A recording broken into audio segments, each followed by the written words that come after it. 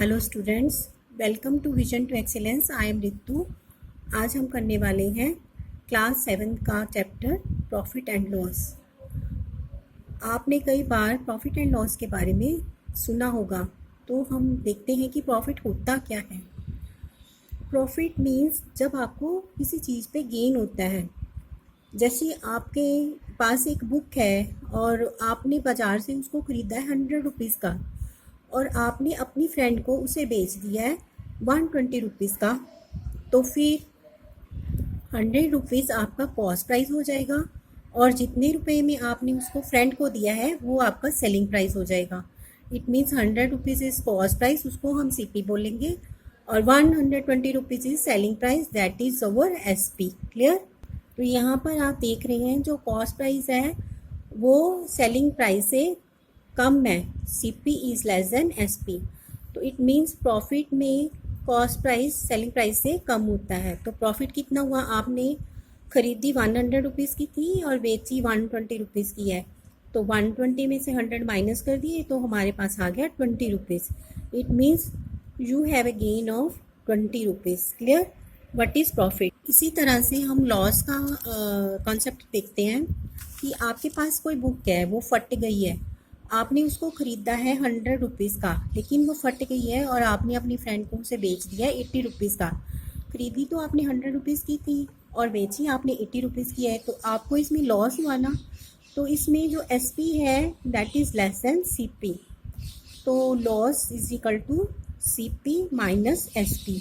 खरीदी आपने थी 100 की और बेची आपने 80 रुपीज़ की, तो it means loss is of ₹20। Clear? इस चैप्टर से रिलेटेड फार्मूलाज देखते हैं, क्योंकि इन फार्मूलाज को लर्न करने से सारे चैप्टर के सम्स करने हमारे लिए इजी हो जाएंगे।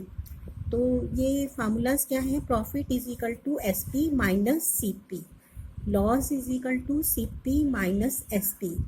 गेन परसेंट, आपने गेन परसेंट याद रखना है कि हमेशा CP के ऊपर ही निकालना है, कभी भी SP के ऊपर गेन परसेंट नहीं निकलता। Gain percent is equal to total gain into 100 over CP, और loss percent is equal to total loss into 100 over CP।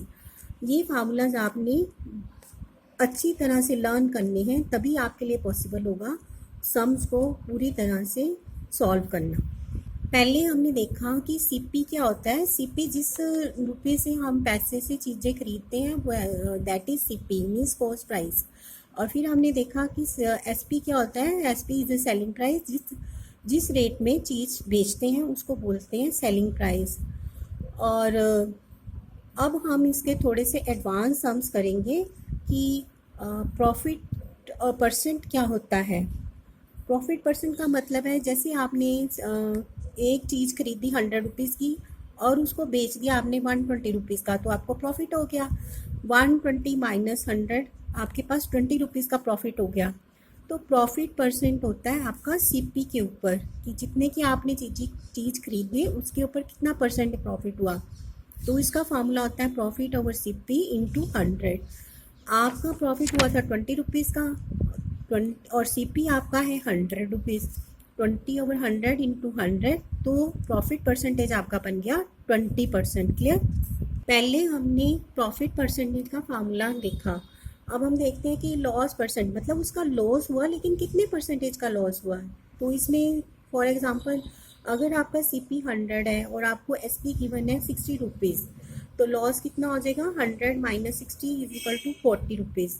तो loss percentage is equal to 40 over 100 means loss over CP into 100। तो यहाँ पे ये 2 zeros cancel हो गई और यहाँ पे 40 आ गया, that is 40%, that is over loss percent. मतलब आपको 40% का लॉस हुआ। क्लियर? अब आगे हम कुछ एडवांस फार्मूला करते हैं, जैसे कि हमें SP फार्मूला, आपको ये फार्मूलाज अच्छी तरह से लर्न कर लेने हैं, तभी आपके सम सॉल्व करने पॉसिबल होंगे। SP is equal to CP into 100 plus gain percent over 100। तो जैसे हमें किसी एग्जांपल से समझते हैं कि हमें find SP when CP is equal to ₹950 and gain is 6%। तो हमने एस पी फाइंड आउट करना है। तो एस पी के लिए हमें फार्मूला हमने पहले से ही आपको लर्न करने के लिए बोला है, C P into 100 plus gain over 100। तो C P is given 950, C P की जगह पे 950 लगा देंगे और 100 मल्टीप्लाइड बाई 100 है, मल्टीप्लाई बाई 100 लिख दिया, प्लस गेन परसेंट प्लस हो जाएगा 6 और ओवर 100 है तो वो ओवर 100 लगा दिया। तो यहाँ पे हमारा ये सम सॉल्व हो गया। S P is equal to C P into 100 plus gain percent over 100। तो इसकी कटिंग तो आप आराम से कर ही लेंगे कि 0 से 0 कट गया और यहाँ पे 5 के टेबल पे हमने इसको काट दिया। 5 2 ज़ा 10, 5 1 ज़ा 5, 5 9 ज़ा 45 और 2 के पे टेबल पे 2 5 ज़ा 10, 2 3 ज़ा 6। इन दोनों को ऊपर वाले टर्म को ऊपर वाले टर्म से मल्टीप्लाई किया तो हमारे पास आ गया 1007 रुपीज़। क्लियर। तो एस पी के लिए हमने फार्मूला लगाया C P into 100 plus gain percent over 100। इन फार्मूलाज को आप बार बार लिख लिख के लर्न करना। अब इसी से रिलेटेड एक और सम है जिसमें हमने एस पी फाइंड आउट करना है। इसमें हमें लॉस परसेंट दिया हुआ है, C P is equal to 1540 rupees and loss is equal to 4%। S P हमें फाइंड आउट करना है। तो जैसे हमने पहले फार्मूला लर्न किया, S P is equal to C P into 100 minus loss percent over 100। तो सी पी हमारे पास 1540 गिवन है और मल्टीप्लाइड 4% का लॉस है तो 100 माइनस 4 हो जाएगा ओवर 100। 1540 मल्टीप्लाई 100 में से 4 गए 96। अब 0 से 0 कट गया, 2 के टेबल पे ये नीचे भी और ऊपर भी, 2 5 ज़ा 10, 2 7 ज़ा 14, 2 7 ज़ा 14। अब ये किसी भी टेबल पे कट नहीं हो रहे, ऊपर वाली टर्म को ऊपर वाली से मल्टीप्लाई कर दिया तो 7392 आ गया, ओवर 5 है।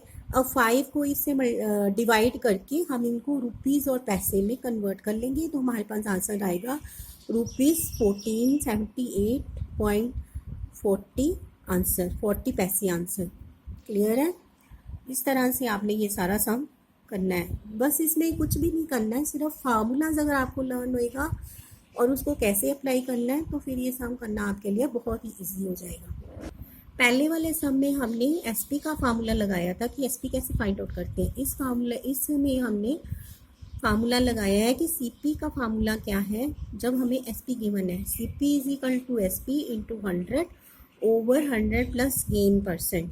जैसे हमें एग्जाम्पल एक सम हम सॉल्व करते हैं, find the C P when S P is equal to rupees 924, gain is equal to 10%। तो ये फार्मूला हमने लगा लेना है, C P is equal to S P into 100 over 100 plus gain percent. तो C P is equal to S P into 100 over 100 plus gain percent. Gain हमें दिया हुआ है 10, तो 924 हमारा एस पी है रुपीज़ और मल्टीप्लाइड बाई 100 ये फार्मूला में गिवन है और फार्मूला में नीचे गिवन है आपको 100 प्लस गेन, 100 प्लस 10% का गेन है ना, तो 100 प्लस 10 हो गया, वो हमारा बन गया 110। 924 मल्टीप्लाई 100 ओवर 110। तो अब इसकी कैंसिलिंग करेंगे, 0 से 0 कट गया और 11 के टेबल पे 924 84 पे कट हो जाएगा।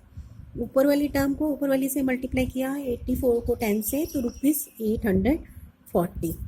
तो यहाँ पे हमारा प्रॉफिट एंड लॉस का बेसिक कॉन्सेप्ट है, जो इंट्रोडक्शन है वो फिनिश होता है।